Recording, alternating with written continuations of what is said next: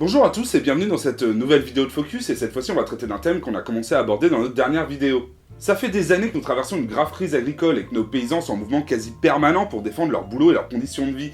Et ça fait aussi des années que les gouvernants leur donnent aucune solution et leur font croire qu'ils sont totalement impuissants à régler ce problème. Sauf que si la question est compliquée, le fait qu'on puisse absolument rien y faire est totalement faux. Donc c'est parti pour une première vidéo de Focus sur ce thème, avec des idées, des explications, et un titre un peu prétentieux mais totalement assumé, comment sauver l'agriculture.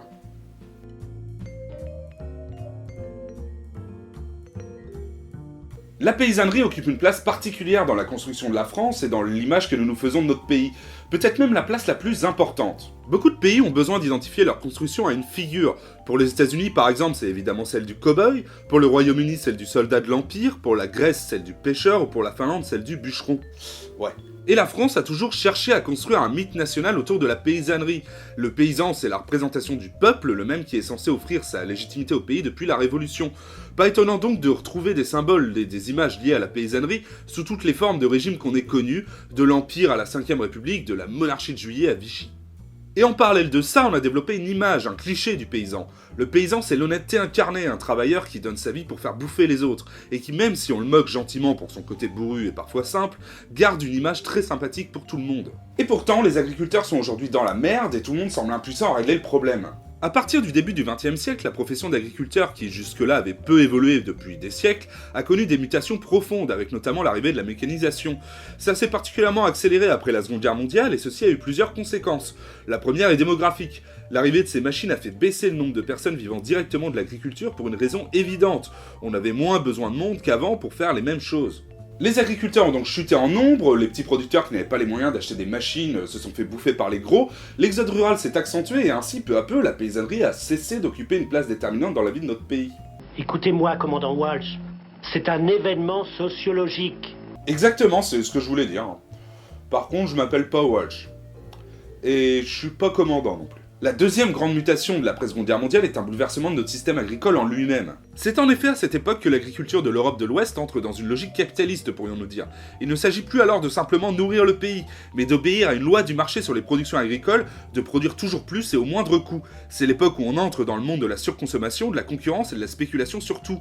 On pourrait faire une vidéo entière sur les causes de ça. On va se contenter de tirer un bilan de cette période, et le bilan est pas jojo. Les 50 dernières années ont vu la destruction de la paysannerie traditionnelle de l'Europe et la multiplication des crises agricoles.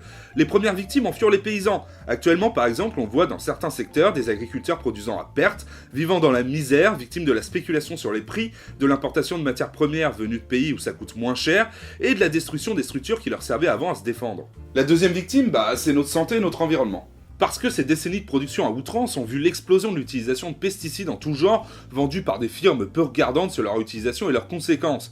Bilan des courses, l'agriculture est devenue la principale source de pollution dans le monde, les paysans les gens les plus touchés par des maladies liées à l'emploi de ce genre de produits, et les dégâts sur les consommateurs, même si on est loin de pouvoir tout évaluer, font froid dans le dos. Je suis venu simplement pour vous prévenir, pour pas qu'il y ait de malentendus. Je me suis mis dans l'obligation d'empoisonner une grande partie des vaches et des moutons de la région. Empoisonner les vaches? Bref, ce système a produit quoi? À un bout, des paysans qui souffrent, qui n'arrivent plus à vivre de leur taf, des fermes qui font faillite, une campagne totalement défigurée, et à l'autre bout, des consommateurs qui sont obligés de bouffer de la merde, des produits bâclés à cause d'intérêts de rentabilité, sans contrôle exactement sur ce qu'ils mangent, ni sur la manière d'en calculer le prix. Une cata sur tous les plans. Alors ça fait pas rêver, mais heureusement il y a des solutions qui existent. L'agriculture n'est pas morte, ce serait totalement con de le penser, parce qu'on a encore tous besoin de bouffer en vrai.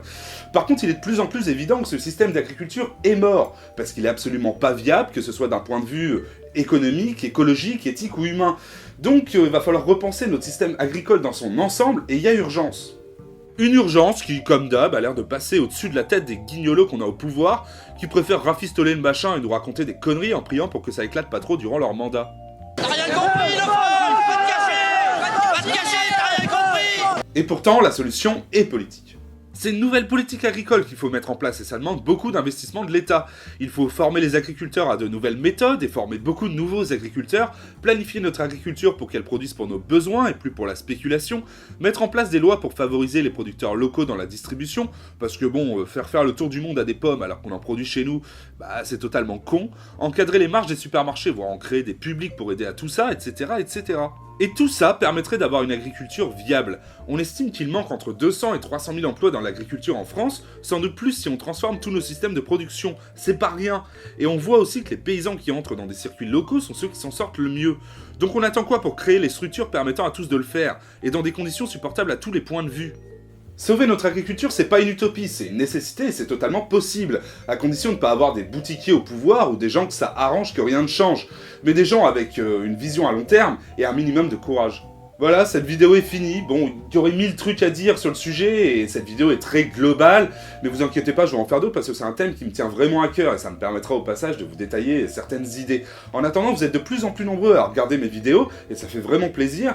N'hésitez pas à vous abonner sur YouTube, Facebook et Twitter, et à partager cette vidéo au maximum. Nous, on se retrouve très vite, d'ici là, portez-vous bien.